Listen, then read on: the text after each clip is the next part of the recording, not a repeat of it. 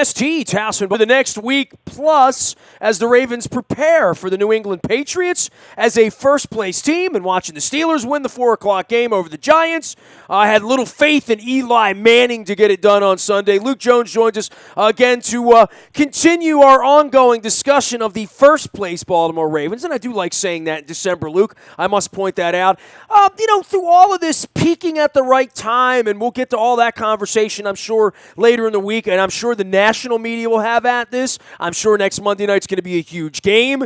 We got our big party out at Buffalo Wild Wings as well in Owings Mills. We got Marshall Yanda on Wednesday night. But the real story here for me, for the success of this team, is this defense. And they're probably not going to get the praise, but that was a shutout they pitched on Sunday, minus Dennis Pitta getting the ball kicked out with about a millimeter underneath of his knee. That was a shutout. That was a goose egg. It doesn't get much better than that.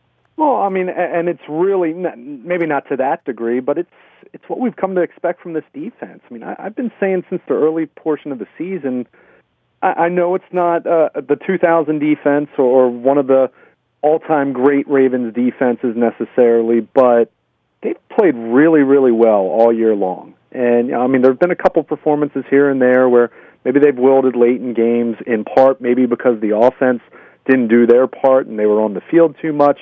But this has been a top-5 defense really from the beginning of the season. And they did a really nice job on Sunday. Now, granted, your offense jumps out the way the Ravens were able to do. It makes things that much easier. But, Jay Ajayi, he actually had a nice game. But when it's that kind of game where your offense jumps out to a 24-0 lead, it really neutralizes what Miami does best. And as a result, they had to put the ball in Ryan Tannehill's hands, which I think... and I wrote about this at WNST.net, the key for Tannehill is pressuring him. Ravens only got 2 sacks, but they were able to kind of get him out of rhythm. They put enough pressure on him, and on all 3 of his interceptions, he was under at least some duress in the pocket, and that was really what you need to do against him. I mean, that's kind of been his MO. You put heat on him, he makes mistakes over the course of his career, and he's a guy that had played pretty well over the last 6 weeks. I think maybe fooled some people, including me, because I thought he would play better than he ended up playing on Sunday. But it just speaks to how well this defense continues to play. And it's not perfect. I mean, they don't have a dominating pass rush, but they've covered really well, even if the talent level across the secondary, Jimmy Smith notwithstanding, and Eric Weddle certainly had a great year, but they've been playing with Tavon Young, Gerard Powers. I mean, those guys have been solid. Tavon Young, another good game for him. Ladarius Webb has had his ups and downs this year, had the big interception on Sunday, but, I mean, just this defense just across the board has been solid to good to great. I mean, it's been very rare where you say the defense has played extremely poorly. I mean, I think of the Giants game in the second half without Jimmy Smith. I think of the Dallas game as it went on. But beyond that, I mean, it's for the most part, this defense, put it this way, this team wouldn't be 7-5 if their defense was just middle of the pack this year. I think we all would agree with that. The offensive performance on Sunday notwithstanding, this team has won because mainly because its defense has played at such a high level all year long, and Sunday did not deviate from that. They were really, really good throughout the day and forced Ryan Tannehill into making mistakes. And here comes the next test, right? We'll have all week to talk about this and half of next weekend as well, going into Monday night. But this is the ultimate, right? Can you go to New England on a Monday night, hold your own, lose by a field goal, win by a field goal, but just look like you belong? If they look like they belong on Monday night, and again, who knows if the door is going to be open for the playoffs? Philadelphia, Pittsburgh, Cincinnati, other games they need to win. A lot of things have to go right in order for this to happen. But to me, I want to see them hold their own on Monday in New England, and I have a feeling they will. Well, I mean, I think based on the way they've played all year, you would kind of expect that, right? I mean, even Dallas, who has been so good this year, the Cowboys won by, I mean, it was not a blowout. They took control in the second half, but the Ravens didn't get run out of the stadium. So I think you look at this Patriots team clearly dealing with some injuries, the biggest one being most recently Rob Gronkowski going on IR with the back surgery. But, I mean, this is a Patriots team that I mean, you got to beat Brady. You know that. I don't expect LeGarrette Blount to be able to run all over them by any stretch.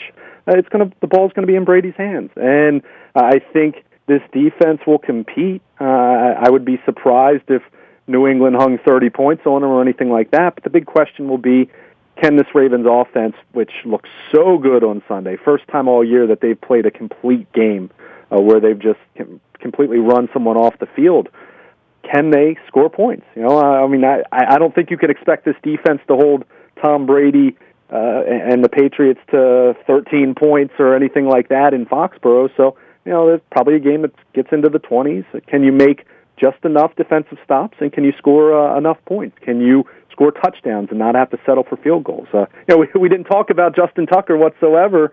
Hits he's not the MVP this week, right? I mean, it's like Flacco and Pitt, those guys all give him a hard time and say, made our kicker look too good, as Pitt said last week. So they didn't give him a chance to look all that good. Exactly. Well, I mean, he still hit a long field goal. Improved to 8 for 8 from beyond 50 yards, which he's just been terrific in that department. Hit a 55-yarder at the end of the first half. But this is what you want, though. And look, you're not going to score 38 points every week. No one's expecting that. But can you finish off a couple more drives with touchdowns? Can you score consistently into the mid to late 20s? I mean, that's what they're going to have to do. I mean, New England, they're going to Pittsburgh on Christmas Day, and if they get into the postseason, you got to score some points. I mean, it's a lot to ask your defense to play at a level where you're struggling to crack 20 points and to be good enough to beat playoff teams. So, I mean, that's going to be a major challenge. As we've already talked about and we'll continue to talk about, this offensive performance gives you hope that they can go into Foxborough and at least play at a level that gives them a good chance. Same with going to Pittsburgh. I mean, the Ravens handled the Steelers with Roethlisberger coming off the knee surgery, first game back, certainly handled them. But going to Heinz Field a little bit different, especially Week 16, knowing what the stakes we expect the stakes to be. Notwithstanding what happens the next 2 weeks with both of these teams. But it's interesting. We've talked so long, and I know I've said it, so I'm guilty of it as much as anyone else.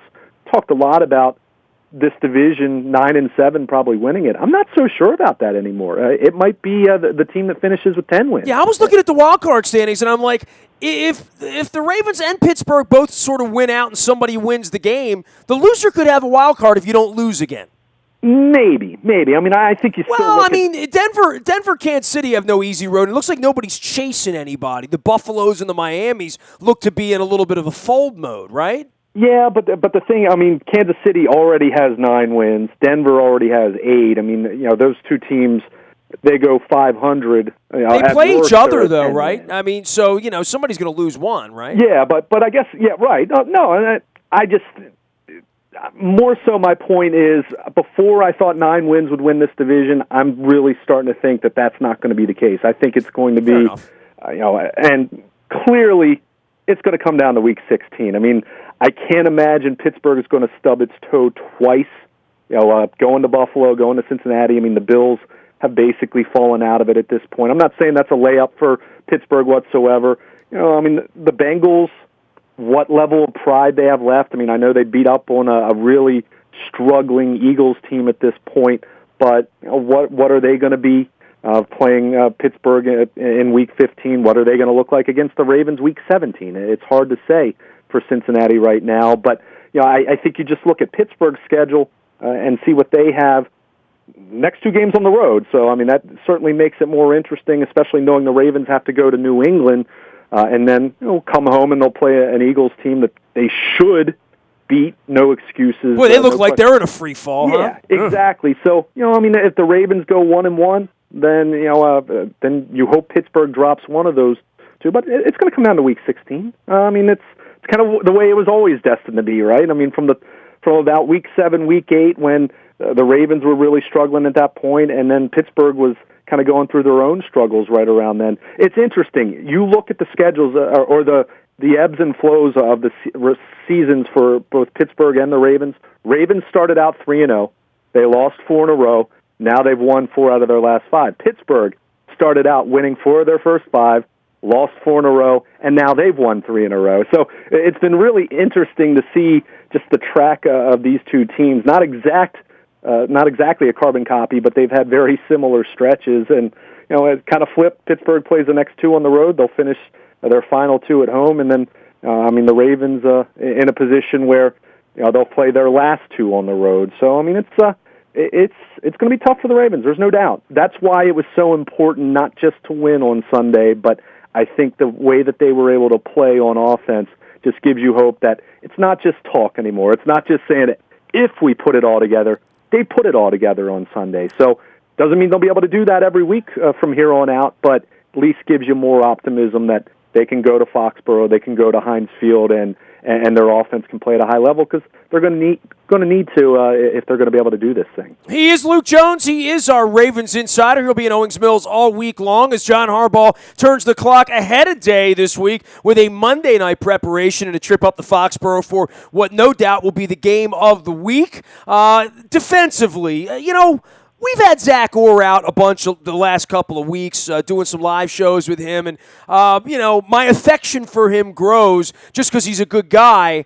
But I tell you what, he's earning himself a lot of money right now, right? I mean, he's doing some pretty special things, leading a team like this and tackling a team that, as you said, is a top 5 defense. He's now becoming a bit of an inside leader on that, and it has held up well here through the season, knock on wood, right? Well, I mean, he's certainly solidified his standing as a starter. I'm not ready to put him in that Pro Bowl category, anything like that, but he's played really well. And you look at where, tackles, C.J. Mosley missed a couple games there back in October, but Zach Orr has done a really nice job. I mean, that was a question. Remember, going into training camp, we were talking about whether it was going to be Orr or whether it was going to be Kamalei Correa, the second-round rookie. And you would have thought it was going to be Correa the whole time, early right? on, yeah. Sure. I mean, to start training camp, he was basically getting most of the reps there. They were sharing, but early on, Correa looked like the clear-cut leader in the clubhouse. And then probably about midway through the second week of training camp, you kind of saw a shift there. And I think with Orr, both he and Mosley have improved in pass coverage, and you're just seeing a guy that's playing with more confidence now. And let's remember, those two guys are feasting. Why? Because of Brandon Williams and Michael Pierce and Timmy Jernigan and Lawrence Guy. I mean, that defensive front has made those guys look really, really good. And that's not a knock on them.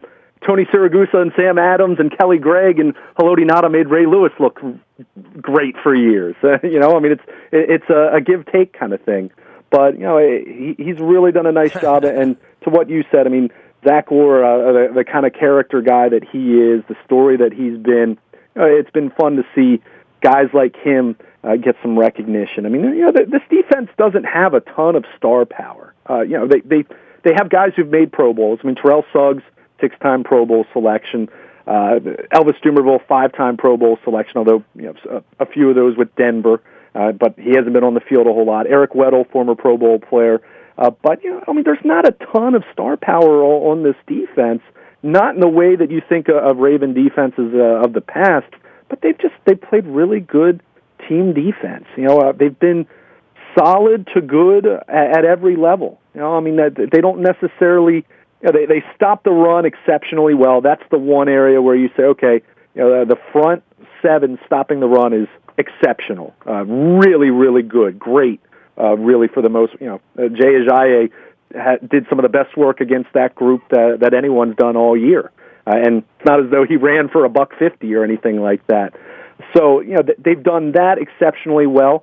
And then their pass defense, they've just kind of pieceworked together. It's a very timely pass rush, but not game wreckers necessarily. And they've covered well, and they've limited the big plays. I mean, we've talked about forcing some more turnovers this year than they did last year, and certainly they came away with 3 picks on Sunday. But you look at where the Ravens have ranked in terms of giving up big pass plays. They're right. They're right near the bottom of the list as far as they've given up fewer than most defenses out there. So it's really that helps. When you're not giving up the big plays. I think of the Odell Beckham game. But beyond that, they haven't given up many big plays, and it's so much easier to play defense that way. When you're forcing the opposition to have to go 12, 13 plays over and over again, what happens? They make mistakes. Either they turn it over or the quarterback makes a couple bad throws. You miss an open guy. I mean, it's just your margin for error shrinks when you're not getting those big plays. And that's why we've talked on the flip side the last couple of years about when the Ravens offense hasn't been able to make the big plays. It's just really tough to force to have to go down the field in that methodical manner. Well, that makes it all the more impressive that they had an 18-play, 88-yard drive on the offensive side, because you just don't see 18-play, 88-yard drive from anybody, quite frankly, right? Yeah, it's tough to do. That's why. I mean, it's just really difficult to execute that efficiently when you're only able to do 7, 8, 9 yards at a time. Now, the Ravens on Sunday, I mean, their offense, again, that's not really a standard that you can necessarily expect to see every single week from anyone, quite frankly. I mean, Joe Flacco completed 75% of his passes on Sunday, but to the point about the defense, they've done a really good job at the little things. They missed some tackles against Ajayi, who has forced more missed tackles than just about any running back in football this year, but they've been really sound tackling overall this year. They've kept plays in front of them. They haven't letting the ball go over their head the way that it did so many times last year. And they've stopped the run well. I mean, you do those things, then you can really hide some of your deficiencies. So they don't have that dominating Khalil Mack kind of a pass rusher guy. They don't have that guy, but they've been opportunistic with their pass rush, and they've done all the little things really well on defense this year, and I think it's a credit to the coaching. I think Leslie Frazier coming in on the back end, and we've talked about it before, Eric Weddle's presence in that secondary. He's just provided a calming presence. He's not Ed Reed back there, but I know you'll appreciate this. He's kind of brought a Rod Woodson kind of presence to the back end of that defense. Everybody's lined up right, man. Everybody's back there getting right. And as he pointed out in the post-game press conference, everybody's held accountable, right? Sure. Yeah, I mean, he even made as much that he's challenged Ladarius Webb a little bit. And what do you know? Ladarius Webb comes away with his first interception of the season. Coincidence? I don't know, but you like that you have a guy who is willing to call some other guys out, not in an unprofessional way, but in a way that you're just challenging your teammates to be a little bit better, and that's something that I think they've lacked at times since the departures of Ray Lewis and Ed Reed, and that's not a knock on anyone else. You're talking about dynamic Hall of Fame players and guys that had strong leadership qualities. So it's been nice to have someone on the back end of that defense to just be that presence for them, to challenge guys, keep them organized, mentally just being that strong presence back there. And I think you've seen that via the lack of communication issues that they've had this year that plagued them so many times over the last couple seasons. He is Luke Jones. Luke at WNST.net, and Baltimore Luke out on Twitter as well. It's going to be a wild week here, right? I mean, I sense, just watching post-game football on Sunday after the game, I sense that something like a gaudy 38-6 win will change some expectations of this team for New England. It may even change what happens out in Vegas leading up to Monday night with no Rob Gronkowski. But, it was the first time I've seen a Rodney Harrison stand on national TV and say, I like the Ravens to be a team Oakland and New England has to worry about in January because, hey, did you see how Flacco was playing, and we know the kicker can kick. And, oh, by the way, they're healthier than they've been, and they're getting after the quarterback, and that defense is a top 5 defense. And look up, they got Cincinnati and Philadelphia left, a couple big games here, and we know Joe Flacco knows how to pack them up on the big games. He's won in New England. He's won in Pittsburgh. Boy, that's the narrative I'm hearing on Sunday night.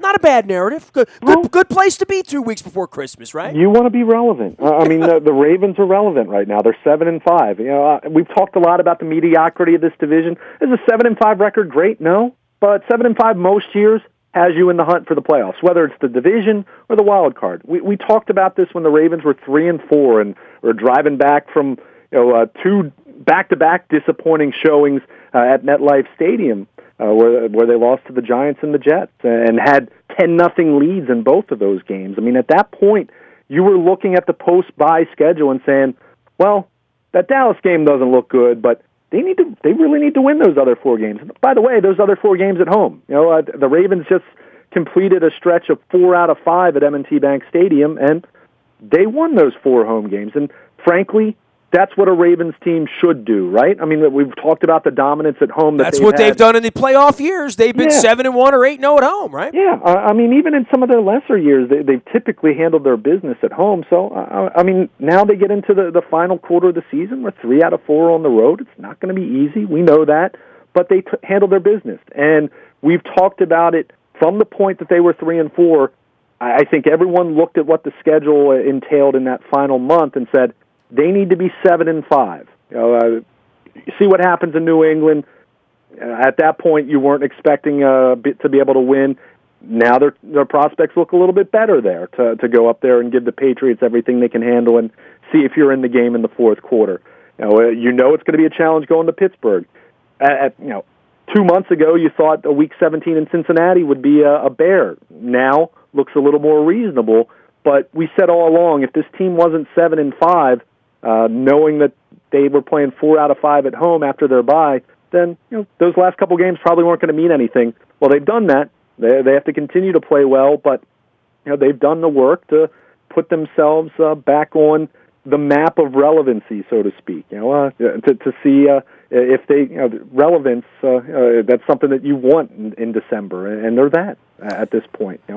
It's good to hear them being mentioned as a sleeper in the AFC, but they got to go to New England, and they have to play the Patriots tough. If you go there and lose by 3 touchdowns, then it counts just as much as a 1-point loss. But I think everyone kind of says, all right, maybe that Dolphins game was more an aberration. But you build on what you did offensively on Sunday. Go up to New England, see if you have a chance to win in the fourth quarter. Play well offensively, score some points, and things are looking up then for the final 3 games, regardless of what happens on Monday night. So, this was, as I said to you, as I tweeted in the final minutes of Sunday's game, this was a game that the Ravens needed because it gave them some hope with some actual substance. We've been talking about if the offense gets healthy, if they can get the offensive line situated, if Joe Flacco can play like he's played in the past when he's gotten on rolls before. Well, they had that on Sunday. They had all of that on Sunday, so now it's a case of, can you build on it? And we won't wait long to find out. We'll see what the Ravens are made of going to Foxborough on Monday night. And again, it's not a must-win in the sense that the season's over if they lose, but you want to at least see them go up there and play well, and specifically play well on offense, because that's where everyone wants to buy into what we saw on Sunday to think, okay, this is a breakthrough. This is a springboard to perhaps get on the kind of roll that they did in 2012 and make the playoffs, and not just get into the playoffs, but have a chance to make some noise in January. And if they can build on that, and doesn't mean 38 points every week, but score more points than this team has generally been able to score this year, then we might look back at Sunday as being that turning point for an offense that I think most of us would agree has underachieved big time here in 2016. We will be joined by Marshall Yanda on Wednesday night at Greenmount Station in Hampstead, old Carroll County. We're going back up there, bringing the eggnog. I'm going for the fried crab cakes because they're so tasty, so nice, I got to do it twice. Wednesday night, first time out for Marshall Yanda in a long, long time. I've posted some great old pictures of us together out on social media. You can go check them out. Luke will be out on the backfields in Owings Mills and into the bubble all week long as John Harbaugh adjusts his schedule for Monday Night Football this week. It's going to be a great, great week around here. You can reach Luke, Baltimore Luke, on Twitter, as well as Luke at WNST.net. We might even sneak down to the MLB owners' meetings before it is all over with this week. I'm going to get me a Caps game in before the week's over. We got the Terps playing. Good things ahead around here. You can find anything you miss in the Buy a Toyota Audio Vault 24 hours a day from anywhere in the world on your mobile device by downloading the TuneIn Radio app. We do come in crystal clear anywhere you are, sort of Steely Dan FM, no static at all. The morning newspaper ships to your email inbox at 7 a.m. each and every morning. That is powered up by Planet Fitness and PlanetFitness.com. Still $10 a month to get in the best shape of your life. Work off the eggnog, the ham, the turkey, the pumpkin pie, the pecan pie, the vanilla ice cream. Oh, hell, the cookies that are coming. I mean, all that stuff's happening. Planet Fitness is there to help you out. Still $10 a month. Get inspired at Planet of Triumphs. Last but never least, breaking news this week, whether it's an Orioles deal.